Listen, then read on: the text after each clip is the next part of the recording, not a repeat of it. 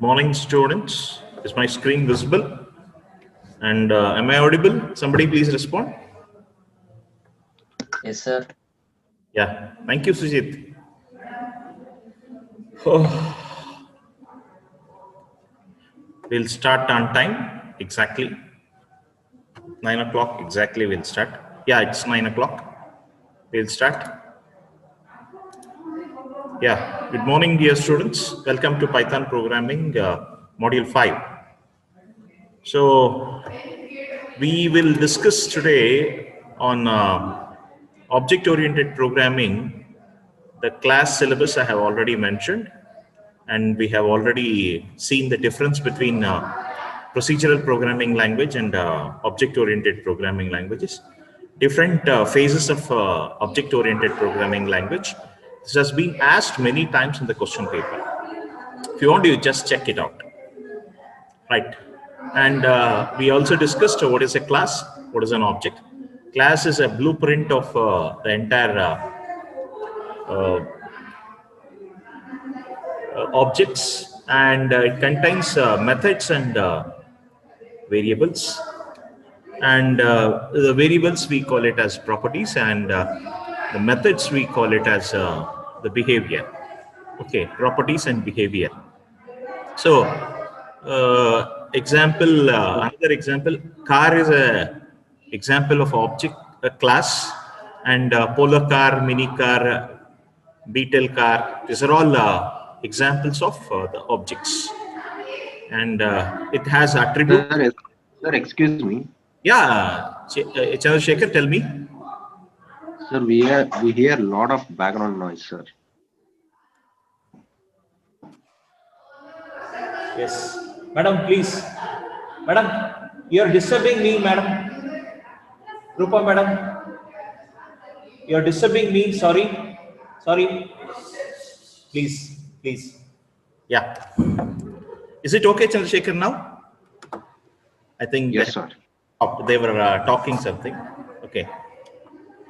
I was just talking about the class. Class contain both methods and attributes. Methods will do some functionality. Attributes are the data elements on which the methods are going to work. Okay, so that's the thing. And of course, we have discussed the concept of instance variable and class variables. The variables that are inside the class are called class variables. The variables that are associated with the object, they are called instance variables. Okay, we'll discuss this in today's class with an example, a very good example. Okay, and how to create a class. We have stopped at this point last class. The class can be created using a keyword, class keyword. This is the major thing. Class keyword is being used, and of course, in order to create a class, class person. Let us take a simple example. Class person, and pass. Pass means you are just creating an empty class where there has no attribute, no method in it, and using the person, okay, constructor kind of thing. Actually, constructors are there, but constructors are available in Python in a different form. Okay, using constructor kind of thing, you are creating an object and you are printing the object. Whenever you print the object, what happens? The object's memory is printed. Where exactly object gets memory allocation? This memory allocation is printed. So whenever you print an object will print the memory where it is allocated. So there is nothing but address of the object it is going to print. And further, I think this example I have already shown. Let me show this example too. Okay, it is already there. You can see I'm creating a class person, and I'm just writing the doc string, and just pass. Pass is just like a written statement that tells the end of the class. And using person, we are creating an object P, and we are as soon as we execute, it displays the memory address of the object. So this is what we have seen earlier. Okay. Now, what is a method? We have already discussed classes and objects, and of course, method is just like a function, except that we have extra. There is mandatory argument. We call it a self. Self is the built-in object, and it is a mandatory argument that needs to be written along with each and every function that you define inside the class. So self refers to the the object that refers to itself. And we'll see one example in order to understand this. So I have an example. Okay. Yeah. Akshay Hegde is asking a statement. Sir, pass is like a written statement. Of course, yes.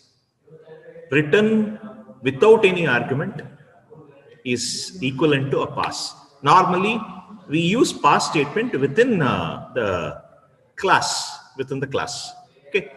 Inside the class, we'll use, because we cannot use written statement, right?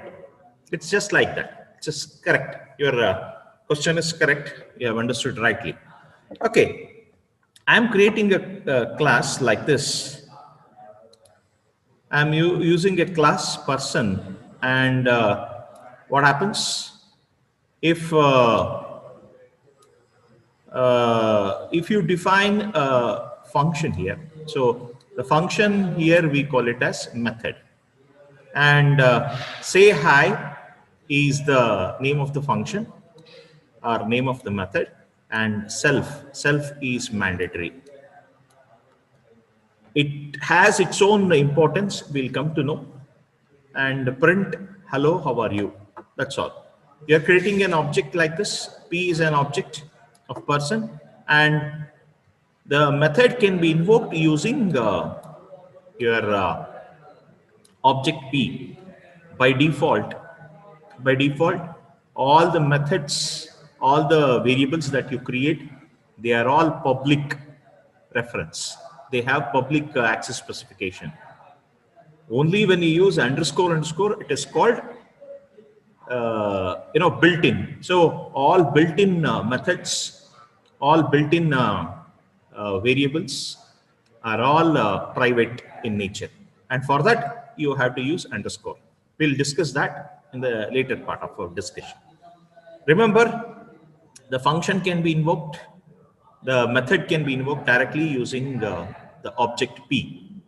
So P dot say hi. So this is the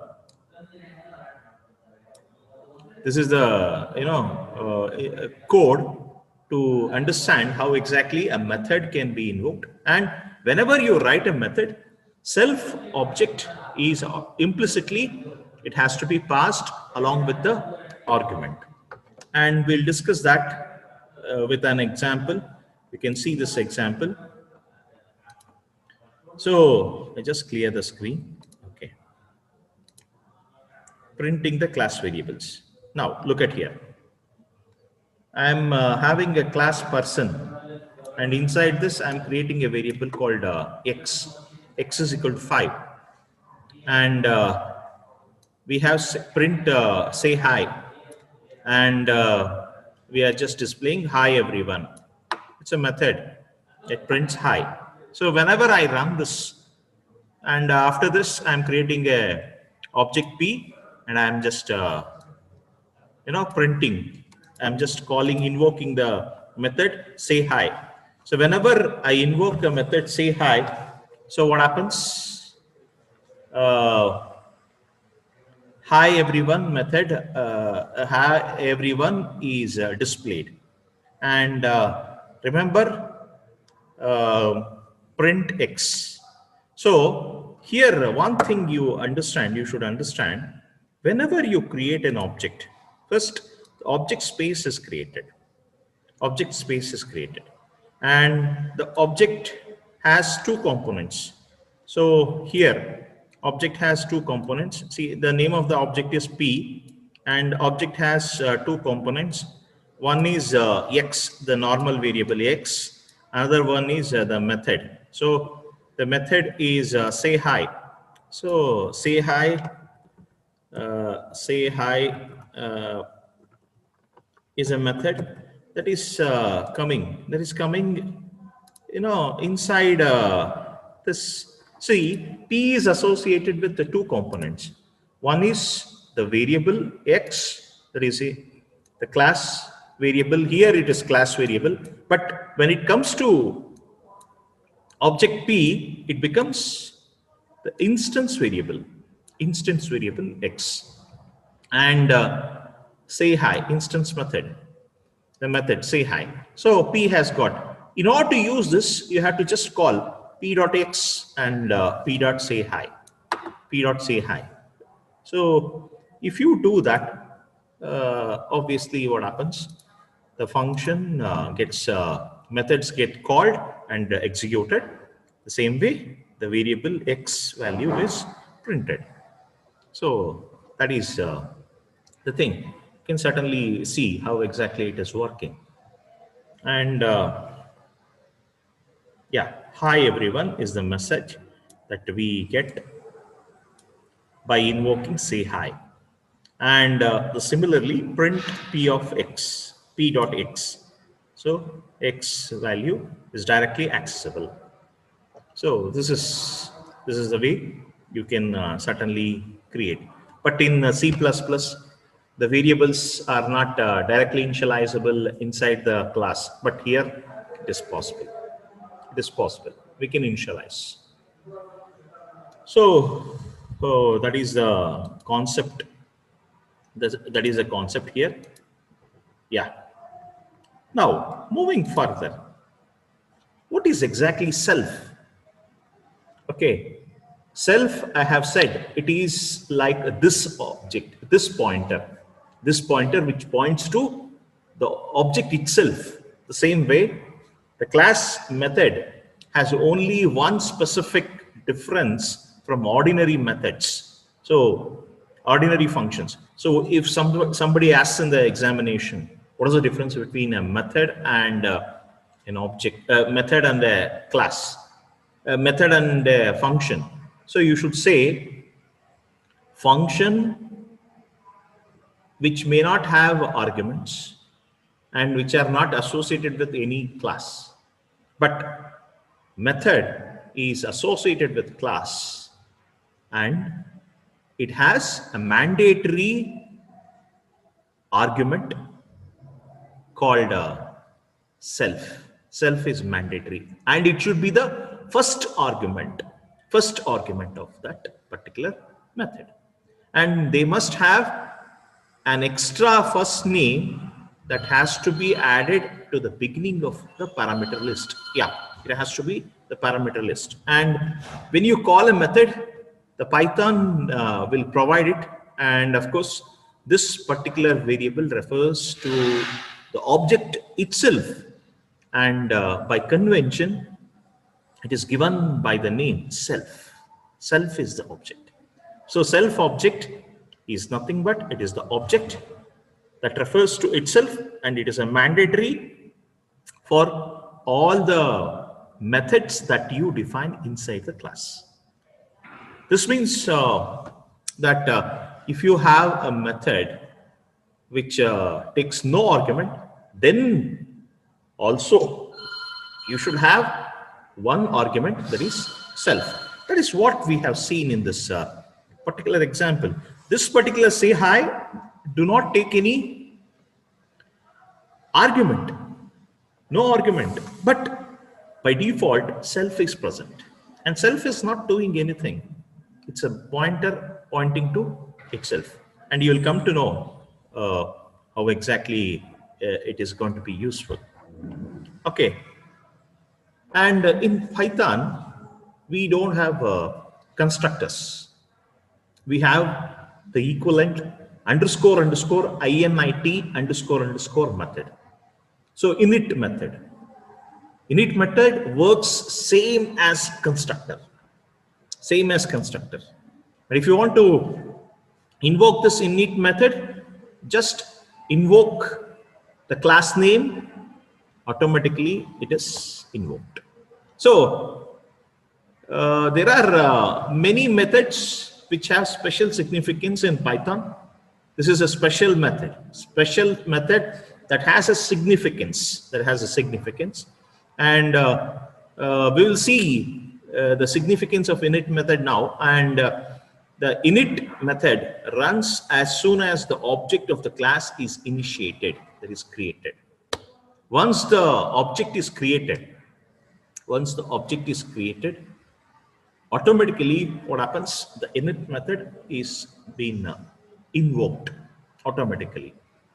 The method init is useful to do any initialization to the class variables or the object instance variables.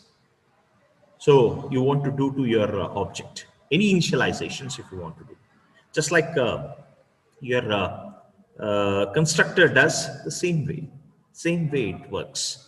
And notice the double underscore both at the beginning and at the end. So if you find any variable, any method with underscore starting, it is the indication that it is a private, it's a private method, built-in method or built-in variable, belongs to that particular class.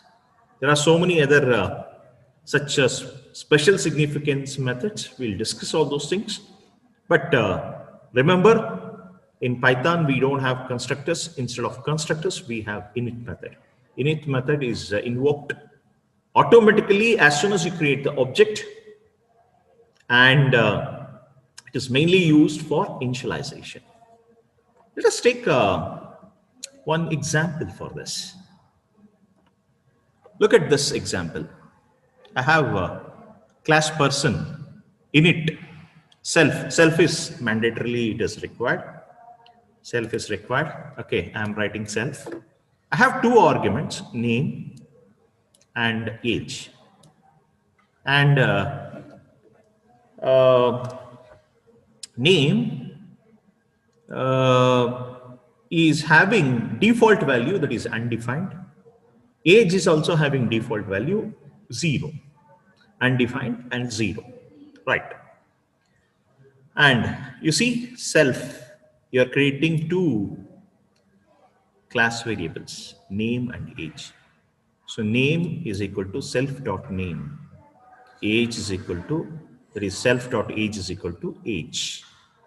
You are having two class variables, name and age, and these are filled based on these two arguments that are being passed while you create an object. While you create an object, you pass these values and those values will be. And my function is another method that will just display. Hello, my name is self.name. I am self.age. So the object's value it will have. And let us see how exactly it is being used. See, as soon as you create, you can see, as soon as you create, you see person, the class is created. It has two person class. It has init, self, name and age. Name is having undefined and age is having 0 by default arguments. And you have my function. Okay, it is created. It's a method. Okay, it's a method. Now I'm creating Rama 36. What happens? Rama goes to name and 36 goes to age. And it creates a variable, an object called P1. P1 is an object, and P1 name is Rama, and age is 36. You get this.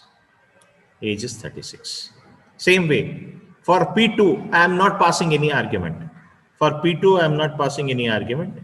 So what it will do, it will just take the same, that is undefined. It will create another object, P2, and the default value is undefined. Undefined, so same thing, undefined, you will be having age is equal to 0. It is P2. Next, P3, Krishna is there, but age you have not passed, 0. Next, P4, you are not passing any name. Name is undefined only, but age is 20. So 4 objects gets created, and let us see how exactly that happens in the memory. Look at there. From person class, P1 is created, and we are passing the arguments Rama and 36, Rama and 36. Second one 0 and undefined, because we have not passed any argument. Krishna and 0, undefined, and 20. It is. And now when you say P1 dot my function, it will display my name is so and so, my age is so and so. P2 dot display, P2 dot my function, if I call, it will display the instance variables. Instance variable age and name. Instance variable age and name. Here, instance variables are name and age. They are class variables. They are class variables. Here, it is instance variables. Instance. They are variables associated with object. That is instance. So they are called instance variables. And same thing. You can just call P1 dot my function, P2 dot my function, P3, P4. So you get the value. Same thing we can observe here. I have the same code. So maybe we'll visualize the same program. So as soon as I run this code, what happens? The object, as soon as the class is defined, the class gets created. Class object is created. Next, P1 gets created with the name Rama and 36. Yes, Rama and 36. You can see you're passing person, you're passing. As soon as you look at here very carefully, whenever I'm creating P1, as soon as I call person method, that is init method, is invoked. As soon as I'm creating the object person object P1, init method is invoked by passing Rama and 36. So Rama and 36 are passed to init.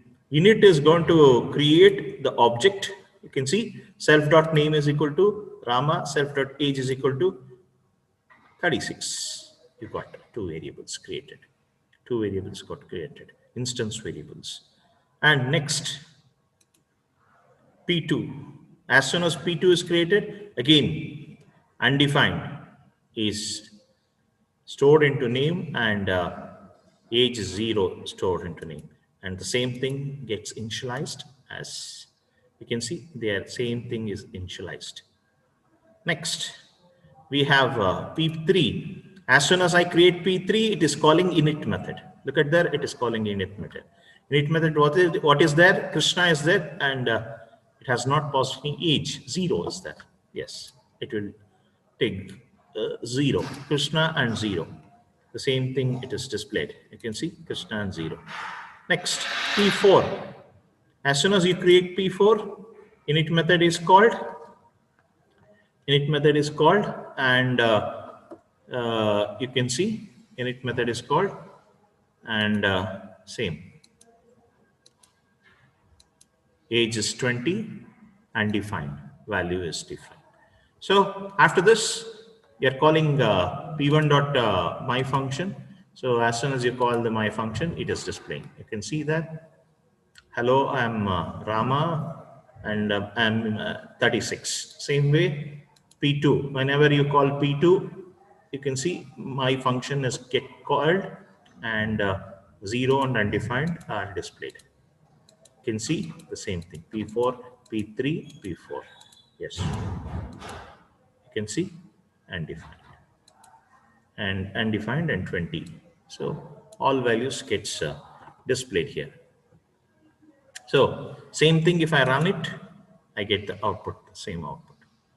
Hello, I am Rama, 36. Hello, I am undefined and 0.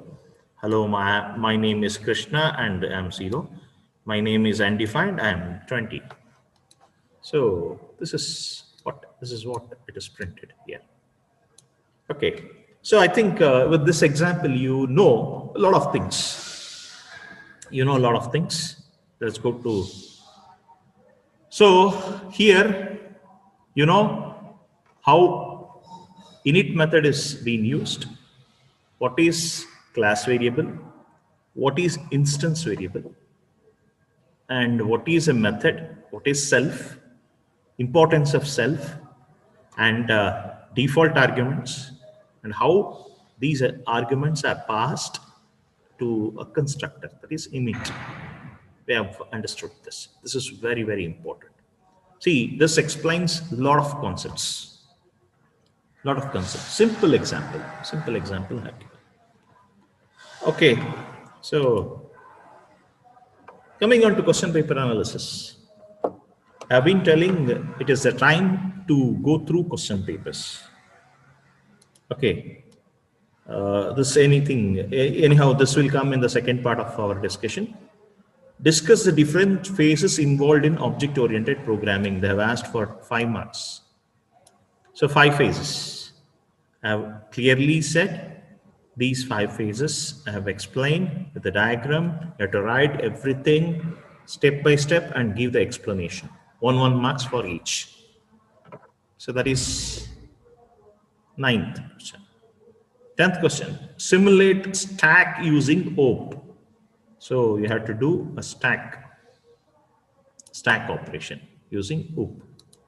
Stack.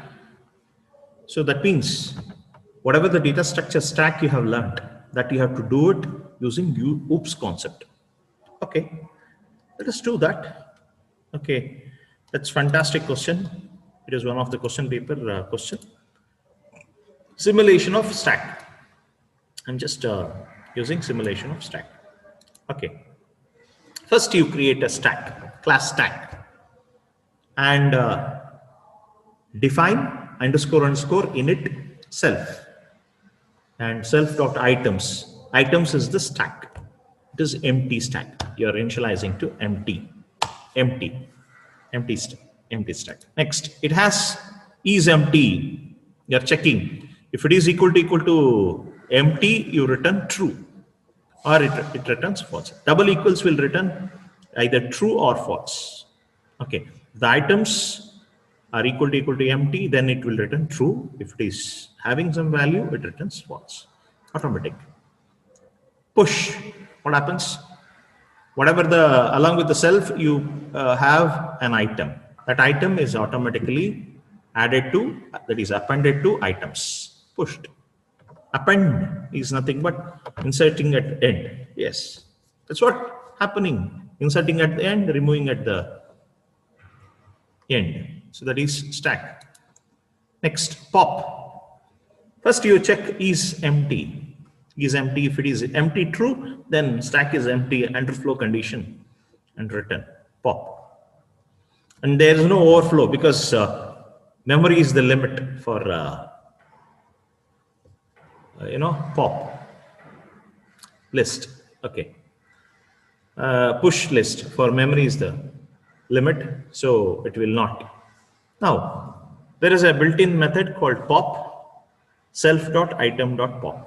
So as soon as you invoke this pop method, what happens? It removes the last element, and that last element is returned. And the same thing you can display it in. Next, apart from this, we also have peek. There is a function called peek. Peek will not, it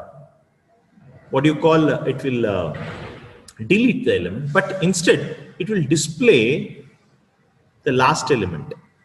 Instead of writing so lengthy, you can directly, instead of writing this, you could have written this way: self dot items of -1. This is the same as items dot len of self dot items -1. From the textbook it is given, so I'm just simplifying it. Self dot items -1. The last element you are just displaying, that's all. Peek is nothing but displaying the last element, the element which is supposed to be popped out. It is not popping, but it is ready for pop. So that is peek. You can use self dot items dot -1 or self dot length of items -1. That same. Instead of doing so lengthy, you can straight away give this. Okay, fine. Further, size will give the length of the items, and display will check first whether it is self dot is empty, whether it is empty or not. It will check. If it is empty, it will return by displaying the message stack is empty. If not, it displays all the elements in the items. Items is a list, so all the elements are displayed. So these are all the methods. 3 plus 3. So you have 6 methods in this stack, and you can see you are creating an object. S is equal to stack. You are creating new stack is created. Now just clear the screen. Yeah. Now you are creating a while loop, infinite while loop. While loop will keep on looping until you press 7. Until you press 7, it keep on looping. So all 6 operations it will do, and it will be keep on loop. Every time it will ask for what is your option. Enter your option. 1 for push, 2 for pop, 3 for display, 4 for peek, 5 for display again, and display size, 6 for empty, and it is doing. So if I press 1, what happens? My option is 1. So it will ask what is the enter the item to be pushed. So you push the item and you display. Print the item is pushed into the stock, and the updated stack is s.display. You're displaying. After any operation, you display. Same way, pop. 2, if you press s.pop is the element that is popped. Okay, next. Updated stack. After popping, what is the stack elements you're displaying? Same way, if it is 3, display. If it is 4, peek. If it is 5, size. If it is 6, checking whether it is empty or not. Anything other than 1, 2, 3, 4, 5, 6, it ends the program. System.exit. This is the code. This is the code, and let us see that execution. Same execution, same program. Just execute it. So it is asking for push. My option is 1, and I'm pushing 23. 23 is, look at here, 23 is pushed onto the stack. Now again I say 1 and enter the element 45. So 45 is pushed. Now I want to peek 4th. I just give 4.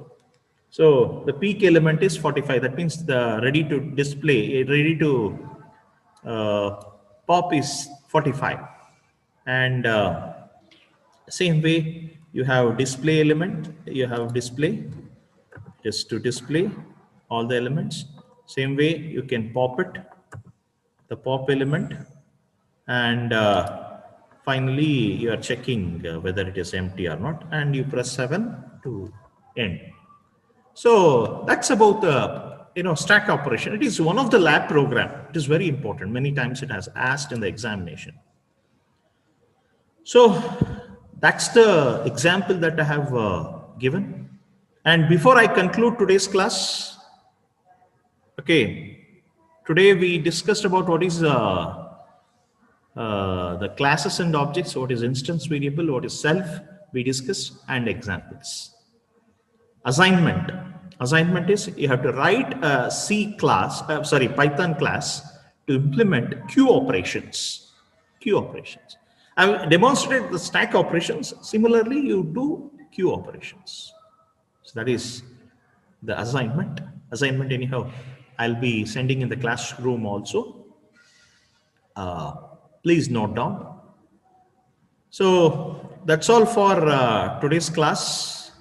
All my class recordings are available in this particular website. Be safe. Have a wonderful day. Please type in your USN in the chat box for the attendance purpose. CR, kindly note down and consolidate. Thank you so much for attending my class.